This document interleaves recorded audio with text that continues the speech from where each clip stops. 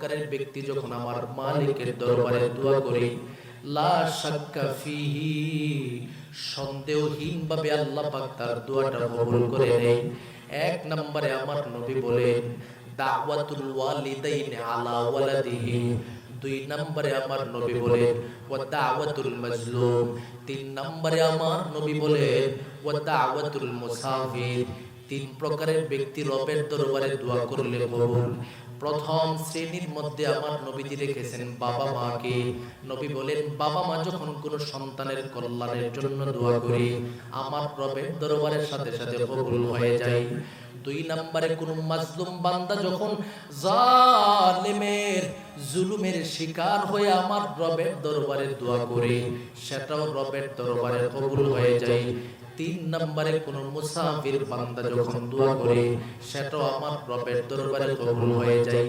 এই যে তিন প্রকারের ব্যক্তির কথা বলেছে, তাদের মধ্যে প্রথম যার নাম উপস্থাপন আমার নবীজি করেছে, তিনি হলো যুবক। তোমার বাবা মা, তোমার বাবা মা এত অমূল্য সম্পদ, যখন তারা তোমার জন্য দিলটা খুলে দোয়া করবে, আন্তরিক দোয়া যখন তোমার জন্য আসবে, তুমি যুবক হিরো থেকে জিরো হয়ে যাবে, কল্পনাও করতে পারবে না। সুবহানাল্লাহ বলেন। হিরো থেকে জিরো, আল্লাহ আরে জিরো থেকে হিরো বানায় দিবে। বাপ মা যদি তোমার জন্য মহাব্বতের সাথে দোয়া করতে পারে, পৃথিবীতে যারা জিরো থেকে হিরো হয়েছে খবর নিয়ে দেখেন, বাপ মার আন্তরিক দোয়া বিদ্যমান রয়েছে। সুবহানাল্লাহ। বাপ মার আন্তরিক দোয়া পৃথিবীতে সবচেয়ে থেকে বড় বুজুর্গানি দ্বীনের ইতিহাসের খবর নিয়ে দেখেন।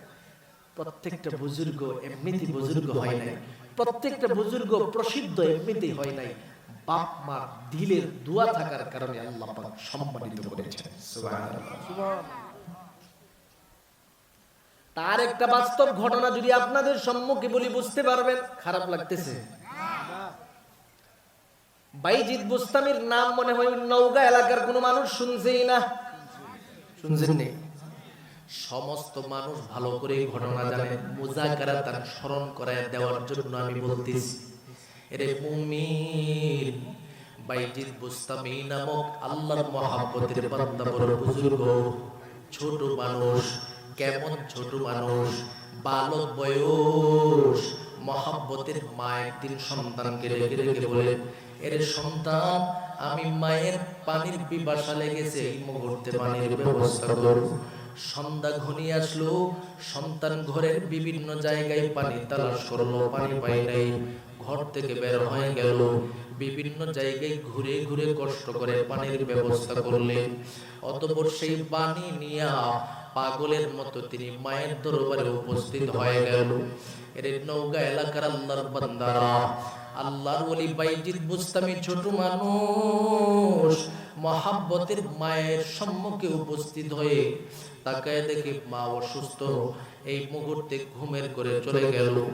মাকে কিভাবে ডাক দিবে? যদি মায়ের ঘুম ভেঙে যায়, এই মুহূর্তে আরো অসুস্থতা বৃদ্ধি পেয়ে যাবে। সন্তান বাইজিদ বুস্তামি আবার সিদ্ধান্ত নিয়েছে, আমি যদি ঘুমায় যাই, আমার মহাব্বতের মা ঘুম থেকে জাগ্রত হওয়ার পর আমাকে যদি খুঁজে না পাই, দিলের ভিতরে কষ্ট পাবে। আমি যদি এই মুহূর্তে পানিটা না পান করায়া যাই, মা কষ্ট পেতে পারে। সিদ্ধান্ত নিল, আমি আমার এই মুহূর্তে বেডে ঘুমাবো না, মায়ের পাশে অবস্থান করব। সময়কে সময় পার হইতেছি, ঘন্টার পর ঘন্টা চলে যায়, মায়ের ঘুম তো এখনো ভাঙ্গে না। মায়ের পাশে বসে বসে, মায়ের পাশে বসে বসে তিনি ঝিমাইতে আছে। ঘুমের জন্য তো তার নির্ধারিত জায়গায় যায় না, কারণ মা কখন ঘুম থেকে জাগ্রত হয়ে যায় বলতে পারে না। বাইজিদ বুস্তামি এইভাবে সময় পার করতে করতে করতে করতে যখন নিশি রজনী পার হয়ে যায়, তাহাজ্জুদের সময় চলে আসে, মহাব্বতের মা সাথে সাথে ঘুম ভেঙে গেল। ঘুম থেকে জাগ্রত হয়ে তাকায় দেখে বালক সন্তান বাইজিদ তার পাশে দাঁড়ায় দাঁড়ায় ঝিমাইতেছে, ঘুমাই নাই, পানিটা হাতের মধ্যে এখনো বিদ্যমান। মা এবার সন্তানের দিকে তাকায় তাকায় ডেকে ডেকে বললেন, সন্তান, ব্যাপারটা কি তোমাকে না আমি রাতের বেলা পানি আনার জন্য বলছিলাম? তুমি কি আমার জন্য পানি আনতে যাও না? বলে হ্যাঁ মা, পানি আনতে গিয়েছিলাম। পানি পাইছো? বলে পাইছি। তাহলে পানি দিয়ে তুমি চলে গেলা না কেন? বাইজিদ বুস্তামি বলে মা গো, আমি যদি আপনার সম্মুখে পানি রেখে চলে যাই, নির্ধারিত জায়গা থেকে আপনি যদি পানি না পান, আপনি আমার উপরে বড় কষ্ট পাবেন। এই চিন্তা করে আমি সিদ্ধান্ত নিলাম, মা যখন ঘুম থেকে জাগ্রত হবে তখন তাকে আমি পানি পান করাইয়া দেব। এই কথাটা শোনার পর বাইজিদ বুস্তামির আম্মা জান সন্তানের এই ভদ্র শব্দ উচ্চারণ দেখার পর আকাশের দিকে তাকায় আমার মালিকের দরবারে কান্দে, ডেকে ডেকে বলে নগো দয়ার মালিক, আমার মহাব্বতের সন্তানকে তুমি কবুল করে নাও। এরে মালিক, জমিনে কত সন্তান দেখেছিলাম রে আল্লাহ,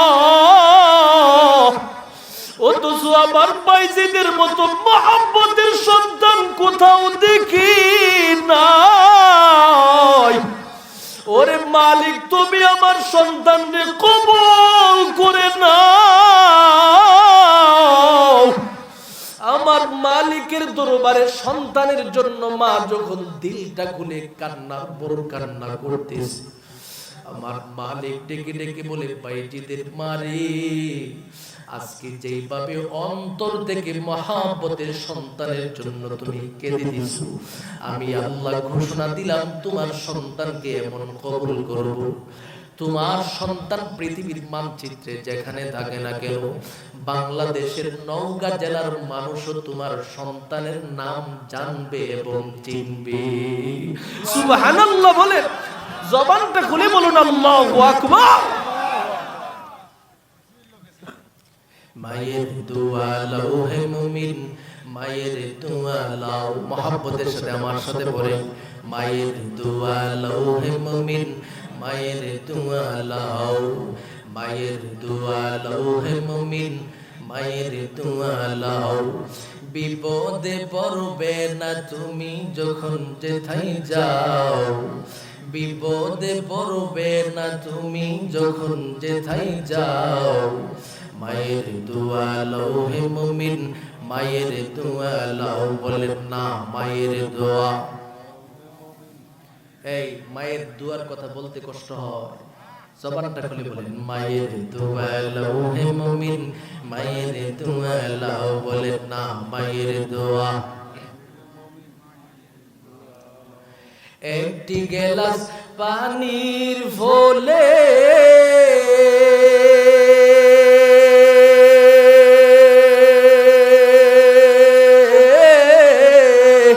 বাইজিদেরই কুলে তুলে হাত তুলে মা বলে বাইজিদকে ওয়ালি বানাও, হাত তুলে মা বলে বাইজিদকে ওয়ালি বানাও। মায়ের দোয়া লাও হে মুমিন, মায়ের দোয়া লাও। বলেন না মায়ের দোয়া। বিপদে পড়বে না তুমি যখন যেথায় যাও, বিপদে পড়বে না তুমি যখন যেথায় যাও, মায়ের দোয়া লাও হে মুমিন, মায়ের দোয়া লাও। বলেন না মায়ের দোয়া। ছোট ছেলে বাইজিদেরই নাম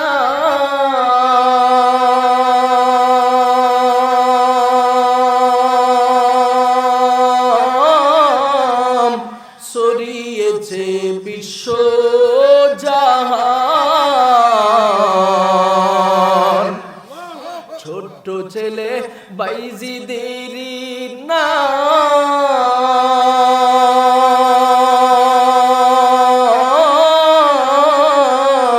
ছড়িয়েছে বিশ্ব জাহান।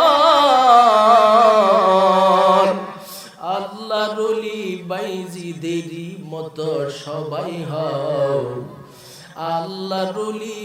নবীজিদেরই মতো সবাই হও, মায়ের দোয়া লও হে মুমিন, মায়ের দোয়া লও, বলেন না মায়ের দোয়া লও হে মুমিন, মায়ের দোয়া লও। ও নওগাঁ জেলার আল্লাহর মহব্বতের বান্দারা, মনোযোগের সাথে কথাগুলো শুনে নেন। বাইজিদ বুস্তামি আমার মালিকের দরবারে চমকায় গেছি, সম্মানের সর্বোচ্চ মর্যাদা অন্বেষণ করেছি। তার পিছনে একমাত্র কারণ মায়ের আন্তরিক দোয়া। মা যখন সন্তানের জন্য দিল খুলে দোয়া করে, এই দোয়ার মাধ্যমে আল্লাহ পাক তার সম্মান কোথায় নিয়ে যায় নিজেও কল্পনা করতে পারে না। শুধু তার মধ্যেই সীমাবদ্ধ নয়, কিছুদিন আগে মুসলিম শরীফের এক হাদিসের কিতাব, এই মুসলিম শরীফের হাদিসের কিতাব আমি গবেষণা করতেছি, মোতালা করতেছি, হঠাৎ করে একটা বর্ণনা আসলো। ইয়ামান দেশের একজন আল্লাহর বান্দা ছিলেন, যার নাম ছিলেন হযরত ওয়াইস ইবনে আমির রাদিয়াল্লাহু তাআলা আনহু, যিনি জমিনের মধ্যে আমার নবীজিকে দেখার মতো সুযোগ পেয়েছে, তারপরে আমার নবীর সামনে আসতে পারে নাই, নবীর দেখা পাই নাই। কেন পাই নাই? তার কারণটা ওই ঘটনার ভিতরে বিদ্যমান রয়েছে। আল্লাহ পাক সেই ওয়াইস ইবনে আমিরের ইতিহাসের মধ্যে যেই সমস্ত ঘটনা আমরা পেয়েছি, আমার রব আমার মালিক তাকে এত বড় সম্মান দান করেছে। আমার নবীজি যখন